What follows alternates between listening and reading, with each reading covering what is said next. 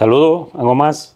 Buenas noches, doctor, próximo presidente constitucional de la República Dominicana. Bueno, yo soy y quiero seguir siendo un dominicano que cumpla su deber con la patria, porque esta es la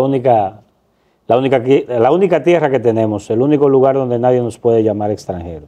Pero bueno, aquí yo lo que veo es un pedazo de frontera entre nosotros, porque usted nacido y criado en la frontera y yo humildemente me considero un apasionado de la frontera, como yo le llamo las puertas de la patria. Así que un placer tenerlo aquí. Y el nacimiento de la misma, realmente orgulloso de ser un terrón de esa frontera y desde muy pequeño un celador de la misma. Así como dice usted, allí nace y nunca muere en nuestra frontera. Así es.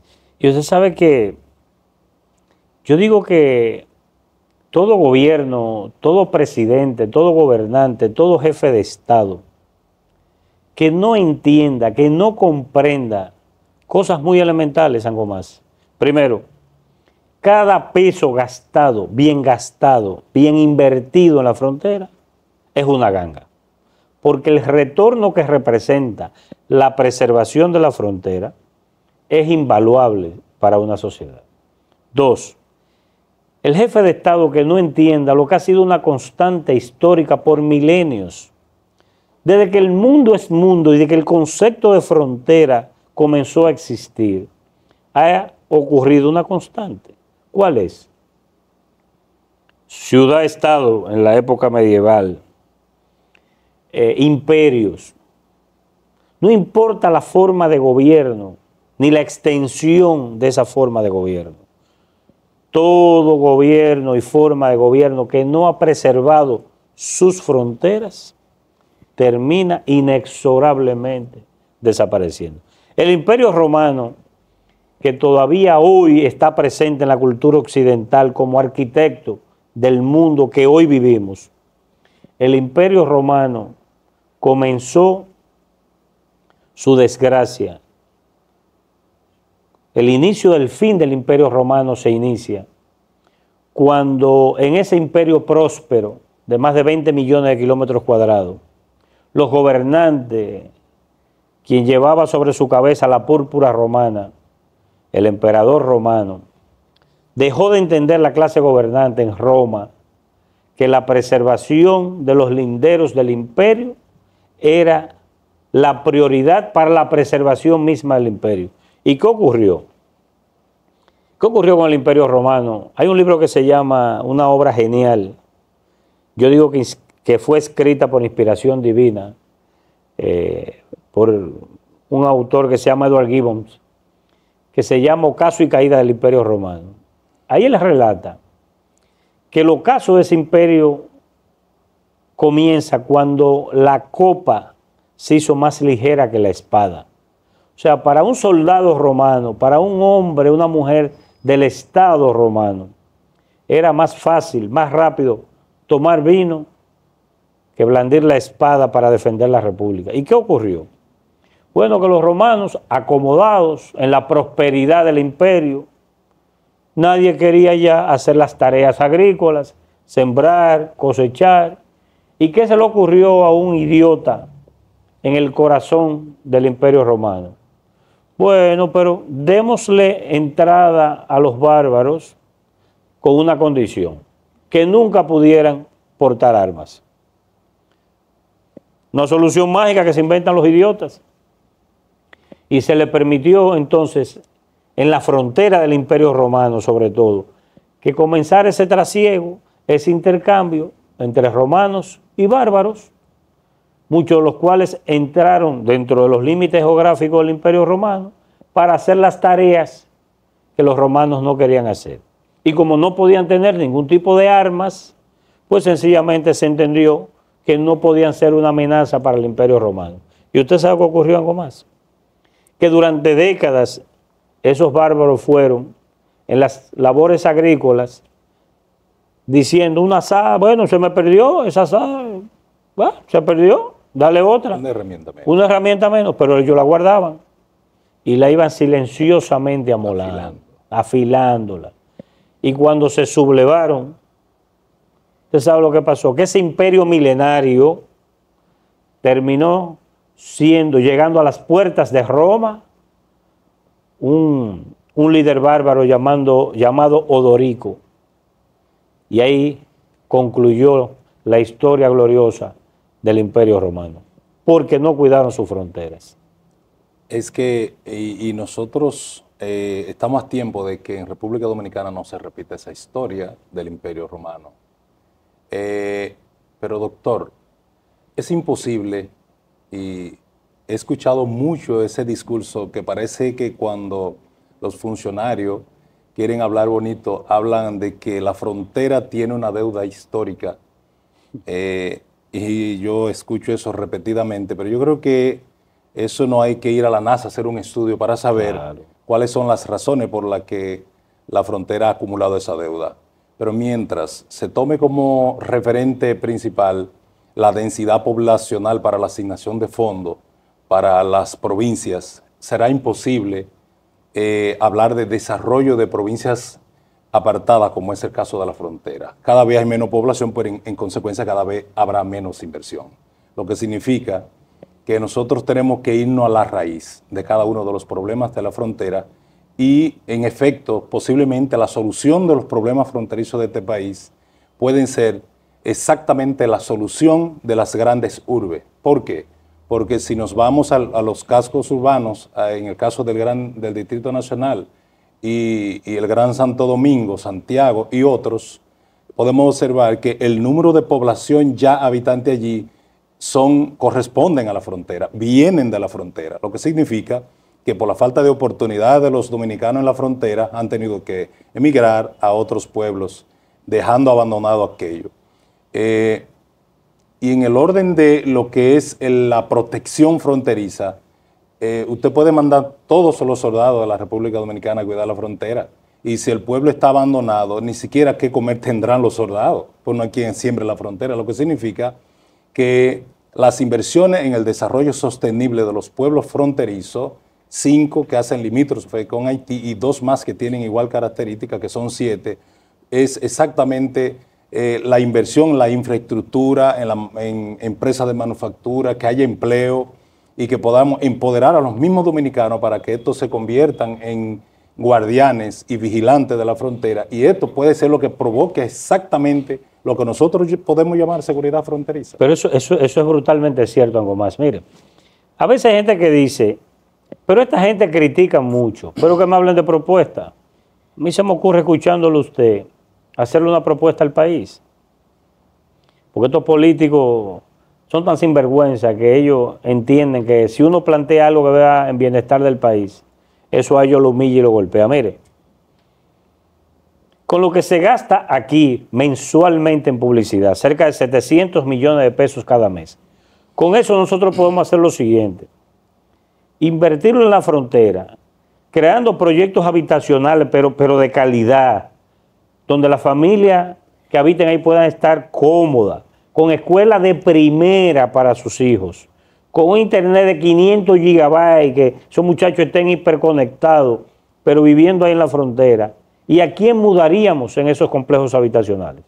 A las personas de la frontera, para que se queden ahí, para crear arraigo, porque la única manera de preservar la frontera es preservando la presencia de población dominicana en la frontera. Porque algo más, ¿qué sale más barato? ¿Tener 5.000 dominicanos viviendo en la frontera o mandar 5.000 soldados a cuidar ese territorio dentro de la frontera? Pero mire, ¿qué haríamos? Con esos 700 millones de pesos mensuales nos sobraría dinero para dignificar al 100% de la población fronteriza hoy día. Pero además vamos a hacer lo siguiente: vamos a coger esos cordones de miseria, toda esa gente que vive a la orilla del río Sama, y le vamos a decir, mira, ¿de dónde tú eres? ¿De Bánica? Pues tú puedes retornar a Bánica, vivir en un apartamento decente, con luz 24 horas, con agua, tienes trabajo allá, tus hijos tienen salud, tienen educación de primera, y si quieres sembrar, también te damos el modelo de los kibutz en Israel. También te damos. Entonces tú eliges, si quieres padecer una miseria oprobiosa a la orilla de los Sama, o quieres volver a una comunidad fronteriza para vivir, pero oiga, en una tacita de oro que hay que hacerle. No estos apartamentos que construyen estos gobiernos de 80 metros, que a los 3 días de inaugurarlo ya no sirve el agua, una filtración. No. Es una tacita de oro. Es que el que pise ahí diga, pero yo estoy en el paraíso. Proyectos arborizados, proyectos verdes, que la gente viva con un nivel de dignidad, como vive un clase media alta aquí en la capital. En un mundo lleno de desafíos y cambios constantes, la política se convierte en la herramienta esencial para forjar el futuro que deseamos. Por eso el Partido Socialista Cristiano pone a disposición su plataforma electoral para que los ciudadanos de bien que desean construir un país más justo, inclusivo y solidario, tengan la oportunidad de ser el cobrador de su ciudad. Es hora de levantarse y participar. Juntos, podemos moldear una República Dominicana más justa y próspera.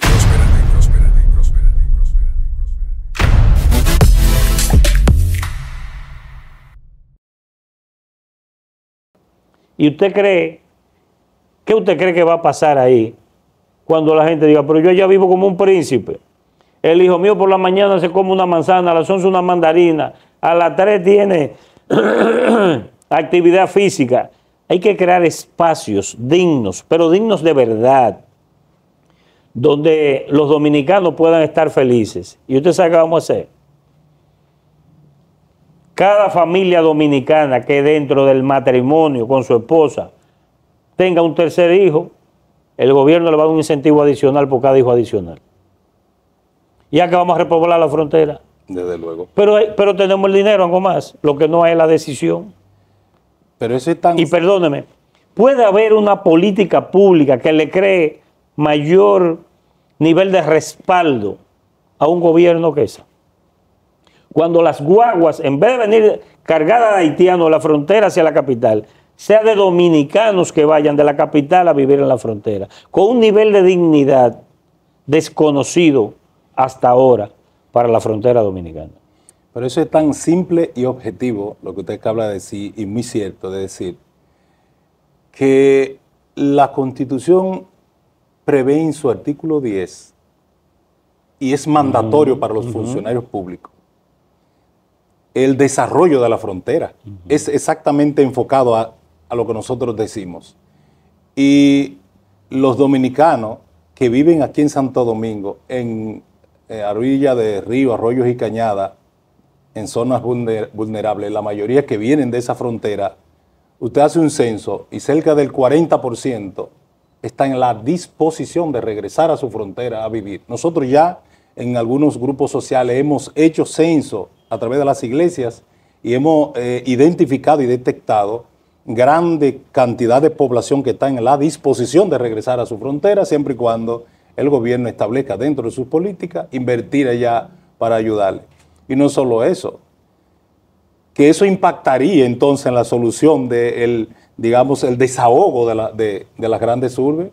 Pero algo más, es que estamos gobernados por idiotas y dicen que uno es duro. Pero mire, eso que usted dice a mí me sorprende. Un 40% dice estar dispuesto a regresar. Entonces, ¿qué pasaría si usted a esa gente le dice, mira, te vamos a apoyar, te vamos a acompañar técnicamente, con apoyo técnico y apoyo financiero, para que tú hagas una panadería con calidad. Y de ahí vamos a suplir las cárceles, los hospitales y las escuelas.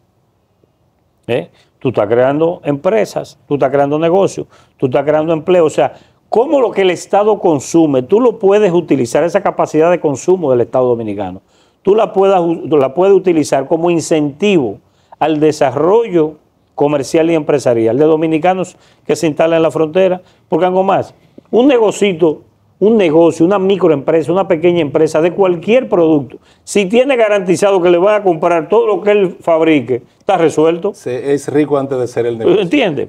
Pero además, por eso que yo digo que hay que tomar el toro por los cuernos, y no lo va a hacer la plaga política de estos partidos, algo más. No lo va a hacer. Porque mire, ¿por qué el Banco de Reservas no se muda a la frontera para acompañar y darle el respaldo financiero que necesite todo el que quiera crear algún nivel de actividad comercial? Porque, oiga, ese Banco de Reserva sí tiene dinero para patrocinar el concierto de Elton John, oiga, en Cap Cana. Pero la boleta más barata eran 42,000 pesos. Ah, pues eso sí hay cuarto para patrocinar esa vaina. Suficiente. Ahora, decirle a un ganadero en la frontera, mira, tú tienes 30 vacas, ¿cuántas tareas de tierra tú tienes? 200. Pues mira, la extensión de terreno, el pasto que tú tienes, los potreros que tú tienes, te permite tener 20 vacas más. Nosotros te las vamos a comprar. Te vamos a comprar esas 20 vacas, pero de raza. Vaca buena, que para mejorar la genética del ganado de la zona. Te lo vamos a prestar a tasa cero. ¿Qué usted cree que va a pasar? Todo el mundo va a desarrollarse. ¿Y entonces? Pero los planes están ahí, porque si usted observa, los diferentes gobiernos venden, y como usted decía programa pasado, hacen una inauguración del inicio de un proyecto y lo venden por las redes y ya se hizo un proyecto. Si los planes, el plan Tu Primer Vivienda o de viviendas humildes, así como los identifican para establecer en las grandes urbes, que dicho sea de paso ya no hay espacio para construir. Esos mismos planes lo pueden diseñar para ir y favorecer a un campesino que vive a la orilla de una cañada, que lo único que hay es insalubridad, y entonces ellos van a aceptar irse a su tierra, porque allí sí sobra tierra en la frontera. Entonces los planes están, es simplemente la parte de cómo, dónde ubicar esos planes, ser objetivo en la inversión pública. Es llevar el desarrollo a la frontera. A eso yo le llamo justicia, a eso es lo que yo le llamo justicia y equidad social. Así que tú puedas llevar las inversiones de forma justa y correcta al lugar y territorio donde lo merecemos y donde lo necesitamos. Absolutamente. Por prioridad. Pero mira, ¿cómo diablo, en qué cabeza le cabe esto político del carajo? Y es que me molesta, yo me enervo, el espíritu se me calienta la sangre. Pues ¿cómo tú puedes creer que los jóvenes dominicanos que viven en la frontera y se hacen una profesión se van a quedar en la frontera si no hay un empleo? Pero que no Dime, ¿qué tú quieres que le haga? No hay donde hacer la profesión, que empezando por ahí. Ya no hay donde hacer la profesión. Entonces, ¿se va a quedar ese muchacho ahí? Es imposible. Algo más, cuando una gente le da un patatú, cualquier bobería de salud, encomendador tiene que coger ¿para dónde? ¿Para Barahona? ¿O para San Juan? A Asua. A Asua, dígame. Es imposible. Ahora, ¿por qué no tenemos un centro de salud como el que yo vi en Hondo Valle? Que no me canso de repetirlo, porque lo que está bien hay que reconocerlo y aplaudirlo y motivarlo e incentivar que eso sea así. El centro de salud de Hondo Valle es ejemplar, limpio, organizado, iluminado, señalizado. Se ve que el equipo es profesional, que es un equipo compactado, acoplado. ¿Usted cree que si el dominicano en la frontera tiene salud de calidad, va a coger para la capital a pasar trabajo? Imposible. No va a venir. ¿Y cuánto le cuesta al Estado a 10, 15 años tener una familia que de la frontera vino para acá a ser parte de los cordones de miseria en condiciones infrahumanas, lo cual provoca eventos de salud reiterados que en aquel hábitat en plena naturaleza no lo padecería? Entonces no hay que ser un mago de la NASA, un genio, un superdotado para entender que llevamos el progreso, el bienestar de verdad a la frontera, o la frontera se muda hacia las ciudades. Pero no solo que se mudan las personas, como límite geográfico, se muda. Pero algo más, usted sabe mejor que nadie que conoce la frontera. La frontera vive y padece una tragedia. La frontera está en orfandad, en el olvido, en el desamparo de estos políticos idiotas, lo que tenemos hoy, lo que estuvieron ayer y antes de ayer. Porque usted puede creer que en la descubierta, un pequeño puente, se lo lleva una crecida del río hace 2 años y nadie enfrenta eso. Pero esa sinvergüenza que está en obras públicas, para la autopista Duarte ahí sí hay miles de millones de pesos, pero después ese puente que cuesta 5 millones o 7, eso a nadie le importa. Es tan peligroso y delicado en la forma que los gobiernos han manejado nuestra frontera, que nosotros fuimos a un campito muy pequeñito de cerca de 15 familias, Blas Martínez de Sabanaigüero, de la provincia de Liapiña, quizás uno de los campos más apartados. No tenían agua potable, no tenían ese recurso tan preciado. Y decidimos contribuir a que esas 15 familias, todos dominicanos, ahí no vive haitiano, dueños, propietarios de su territorio, patriotas porque no abandonan, tengan ese servicio tan preciado. Y fuimos a Edesur a solicitar un servicio que nos pongan un transformador. Ya la comunidad con nosotros habíamos puesto el pozo sumergible, las bombas, el extendido eléctrico, muchísimas cosas, y le pedimos un transformador. Y cuando mandaron el inspector de EDESUR, nos dijeron que no era rentable.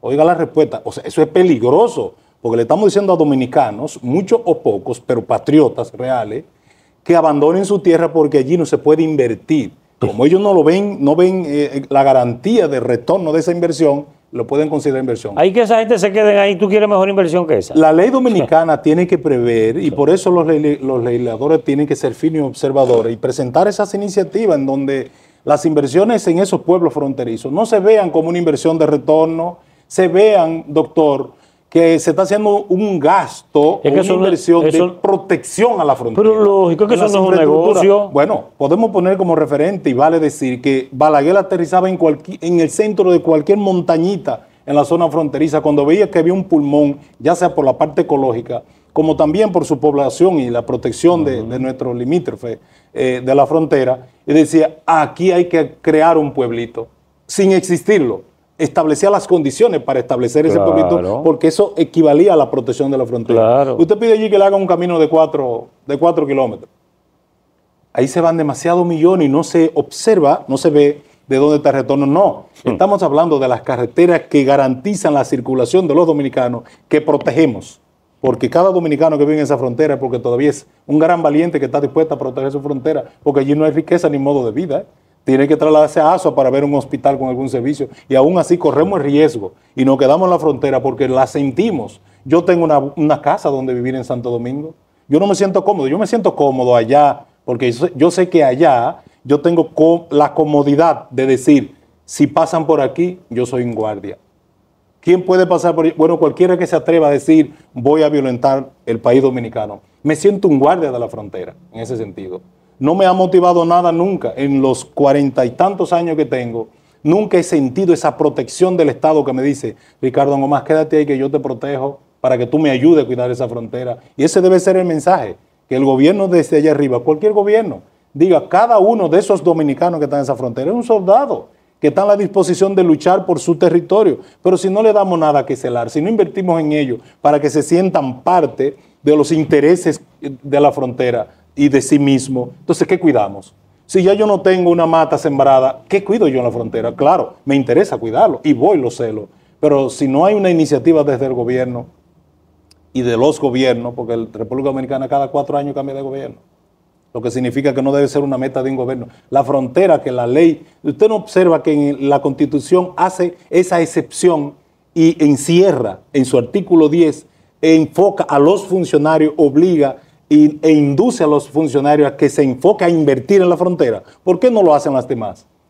El desarrollo de Santo Domingo es esperado. No, Santo Domingo tiene desarrollo. El de Higüey, el de Santiago, San Francisco, etcétera. Ahora, el de las provincias, incluso 12 provincias de las más pobres de este país tienen la misma característica. La falta de inversión, porque bueno, viene en detrimento de la densidad poblacional.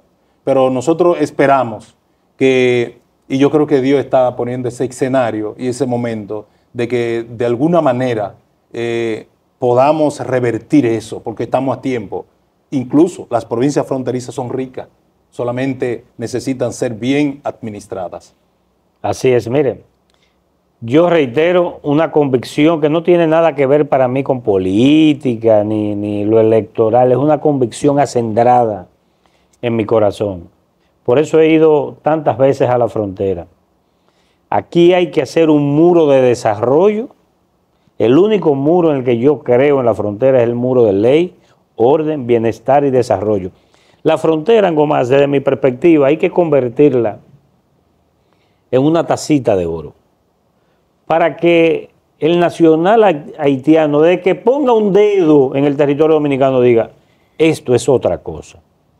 Aquí impera la ley, el orden, la disciplina, la limpieza, la iluminación, porque eso es un mensaje poderoso, pero poderoso ellos percibir y ver que nosotros somos otra cosa. Ahora, si ellos lo que ven es que cruzan del lado haitiano al lado dominicano y tú es igualito que de aquel lado, le da igual. Se le da igual y comienza a instalarse la percepción en su cabeza de que esto es lo mismo. Por eso usted ve que donde hay gobierno y donde hay países organizados, se aseguran de que la frontera la infraestructura de la frontera, la característica de la frontera, sea per se un mensaje a la población al otro lado de la frontera de que este país se respeta, de que aquí hay ley, de que aquí hay orden y de que somos diferentes a lo del otro lado. Pero evidentemente, señores, eso no va a ocurrir con las plagas políticas que tenemos. Eso solo puede ocurrir con un gobierno nacido de las entrañas del pueblo que esté gobernado por patriotas, no por políticos.